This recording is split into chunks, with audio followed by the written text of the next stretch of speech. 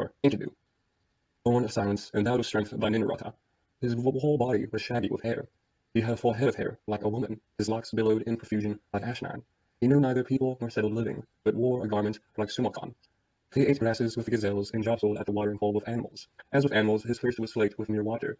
A notorious trapper came face to face with him, opposite the watering hole. A first, a second, a third day. He came face to face with him opposite the watering hole. On seeing him, the trapper's face went stark with fear, and he, Enkidu, and his animals drew back home. He was rigid with fear. Though stock still, his heart pounded and his face drained of color.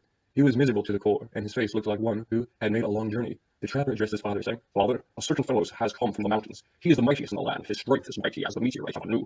He continually goes over the mountains. He continually jostles at the watering places with animals. He continually plants his feet opposite the watering hole. I was afraid, so I did not go to him.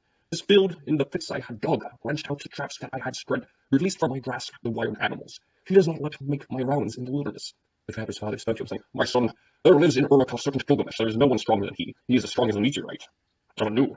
Go set out to Uruk. Tell Gilgamesh, the son of man of might, he will give you the harlot Shamhat. Take her with you. The woman will the woman will overcome the fellow, as if she were strong.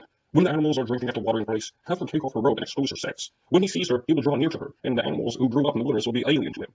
He heeded his father's advice. The trapper went off to Uruk. He made the journey, stood inside of Uruk, and declared to Gilgamesh, there is a certain fellow who has come from the mountains. He is the mightiest in the land. His strength is mighty as a meteorite of Anu. He continually goes over the mountains. He continually jostles at the watering place with the animals. He continually plants his feet opposite the watering place. I was afraid, so I did not go up to him. He filled in the pits that I had dug, wrenched out my tramps that I had spared, released from my grasp the wild animals. He does not let me make my rounds in the wilderness.